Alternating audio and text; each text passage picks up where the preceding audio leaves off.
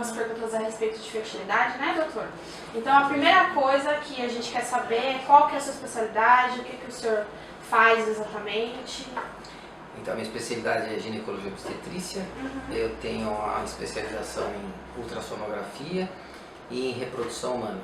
Tenho mestrado e doutorado pela Unicamp. Pela Unicamp, né? Vi também que você tem alguns cursos no exterior.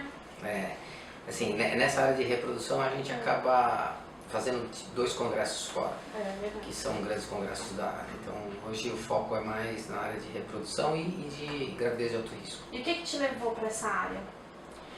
Então, essa é uma área meio fascinante, porque é uma das poucas áreas da medicina que a gente ainda não domina totalmente.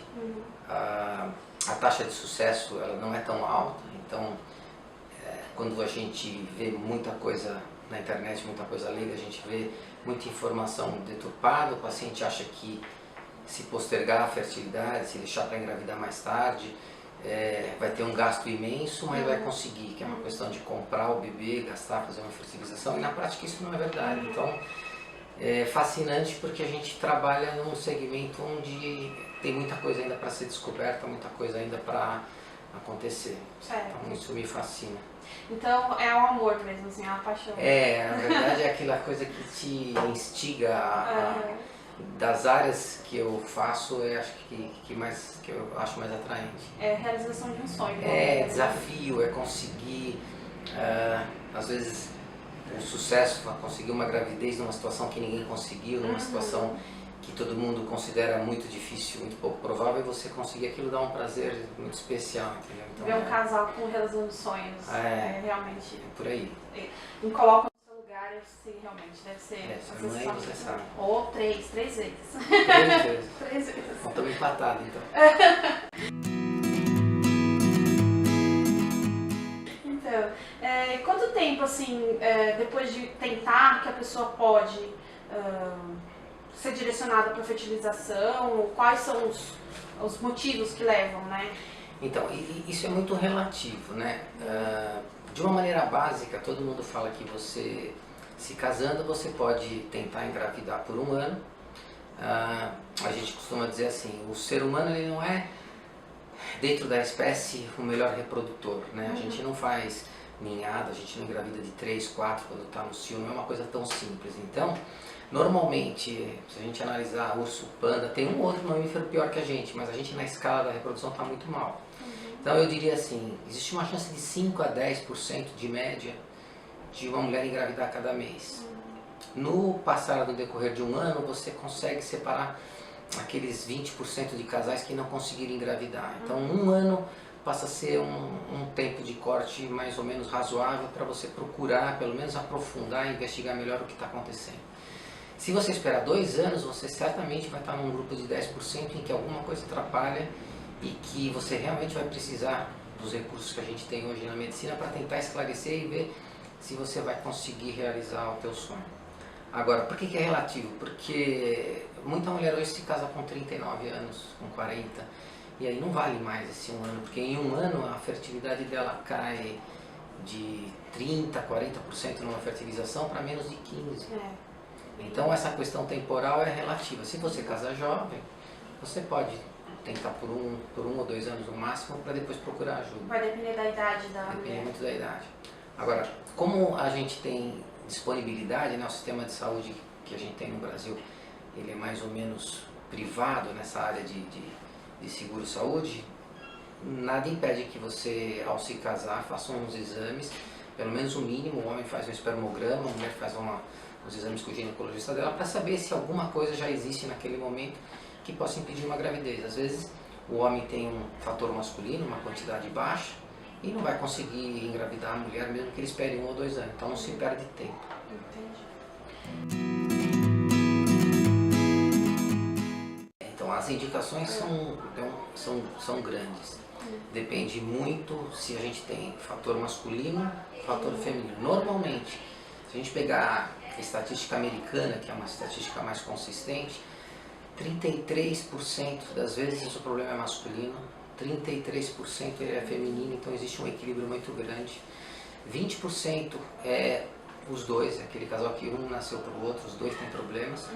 E a gente fala que ainda tem 20% que a gente não sabe a causa, então a gente chama de esterilidade sem causa aparente, chama de ESCA. No fundo, boa parte desse grupo falta o diagnóstico, às vezes um exame mais minucioso, mais criterioso, uma atenção um pouco maior, você faz diagnóstico e joga ou no grupo masculino ou no grupo feminino. O importante, apesar de a gente ter a mesma responsabilidade no processo, é a mulher saber que o bebê ele nasce praticamente a partir dela. Então, a célula que vai levar à formação do bebê, a matéria-prima, ela é feminina. O óvulo, ele é a Ferrari. O homem, ele é a chave. Sem a chave, esse carro não anda, ele não funciona. Mas 90% do resultado final, se você fizer um diagrama, você vai ver que a mulher é responsável 10% por ter um útero normal, 80% por ter um óvulo de qualidade jovem. O homem é responsável por 10% nesse processo. Então, no resultado final, para você conseguir sucesso numa fertilização, a mulher tem que ser jovem e ter um óvulo de boa qualidade. O homem, ele é só um ativador.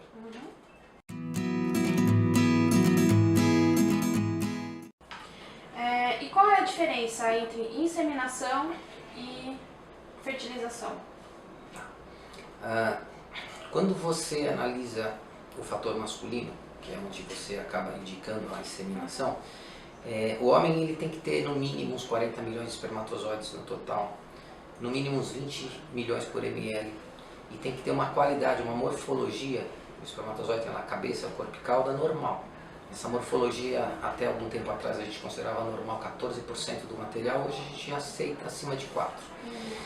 Então, se a gente analisa um casal que não tem nada errado com a mulher e o homem tem um espermograma no limite, para o natural, o material dele não atinge esses valores que eu estou te falando, depois de decorrido um ano e não acontecer a gravidez de forma espontânea, na inseminação você pode depurar do material masculino o melhor que ele possui.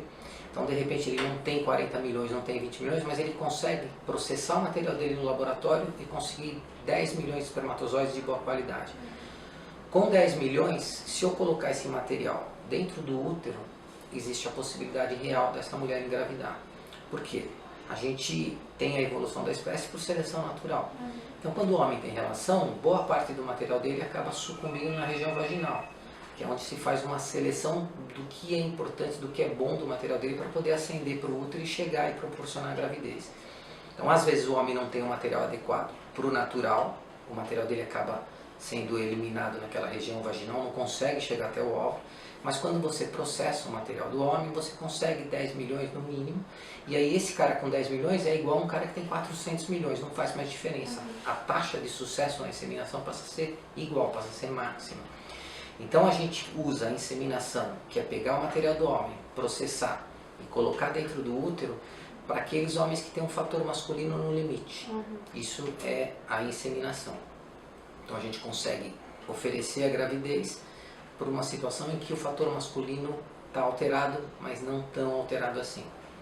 A fertilização in vitro já é um processo onde você retira os óvulos, leva para o laboratório, faz o processo artificial fora da mulher, num laboratório totalmente especial que a gente chama de classe 100. O homem basta ter espermatozoide, aí a gente já não tem uma necessidade numérica e ele vai ser capaz de fertilizar no laboratório. Depois de 3 a 5 dias a gente escolhe os melhores embriões e coloca dentro do útero, que é o momento em que esse embrião na gravidez natural chega no útero para implantar. Então, na fertilização in vitro, o processo é feito fora do organismo. Na inseminação, a gente simplesmente processa o material do homem e coloca esse material mais perto. Tem uma diferença que, para o pessoal que não é da área, fica difícil às vezes de entender. A fertilização in vitro é um processo que acontecia até 1980, onde você pegava teus óvulos, punha para namorar com o material masculino, esperava uma noite, fazia um overnight e no dia seguinte você olhava no microscópio se tinha fertilizado ou não, se tinha formado ou não o embrião. Para isso, o ideal é que o homem no pós-processado tivesse um mínimo de 20, 25 milhões para poder conseguir a gravidez de forma artificial. Em 1980, um italiano chamado Palermo conseguiu pôr um espermatozoide dentro de um óvulo e fazer o que a gente chama de injeção intracitoplasmática do espermatozoide. Isso chamou-se ICSI. E a partir daí, a gente acabou com um problema masculino. Então um homem que tem 100 mil espermatozoides, que não conseguia fazer a fertilização in vitro, ele, através desse método, a bióloga injeta o melhor espermatozoide e no dia seguinte você tem a fertilização do embrião. A taxa foi tão melhor com o ICSI que hoje a maioria das clínicas pelo mundo afora faz o ICSI em vez de fazer o FIV.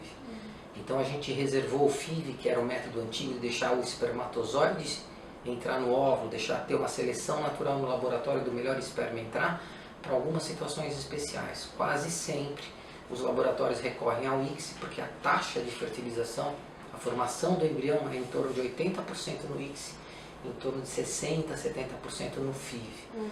Então quando a gente fala de FIV clássico, eu fiz fertilização, às vezes a pessoa não consegue entender a diferença, mas basicamente a diferença é essa. De 80 para cá, qualquer homem que tem espermatozoide tem chance de conseguir atingir a gravidez usando a reprodução humana de alta complexidade.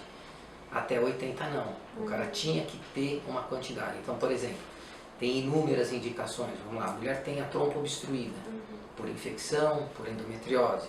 A mulher tem a trompa obstruída porque fez uma laqueadura, tem 3 filhos, separou, que já é muito comum, constituiu uma nova família. Então você não tem mais o pertuito para aquele espermatozoide chegar até o óvulo. Então na fertilização in vitro você faz esse processo artificial e de 80 para cá, mesmo que o sujeito tenha muito pouco material, a gente é capaz de fazer isso. Por exemplo, um cara que fez vasectomia, vamos para o oposto. Ele não tem mais a saída do espermatozoide. Então a gente consegue aspirar com uma agulha, fazer uma aspiração direta da vesícula seminal e com poucos espermatozoides você consegue realizar o processo e oferecer uma chance de gravidez que hoje a gente pode falar que varia entre 60%, 50% e 60%. É muito grande. É muito grande, mas depende muito do casal que você está tratando. Então vamos lá, se a gente separar por idade, até 35 anos a taxa chega a 70%. Se a gente pegar de 35 a 40, cai para uns 40%. E depois dos 40 anos cai para menos de 20%.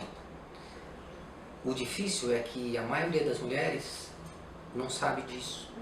Acha que a fertilização vai dar 100% para qualquer casal, que só vai ter o custo. E ela fica procurando se desenvolver profissionalmente, posterga a gravidez. E quando ela quer engravidar, que ela fica diante dessa realidade, ela percebe que para ela, para a mulher, nos últimos 30 anos, a reprodução não mudou nada. O óvulo continua sendo super importante. A idade é uma variável que é imutável, não tem nada que mude isso. Então quando você vê mulheres mais velhas ficando grávidas, com 47, normalmente elas estão recorrendo a métodos onde o óvulo é de outra pessoa.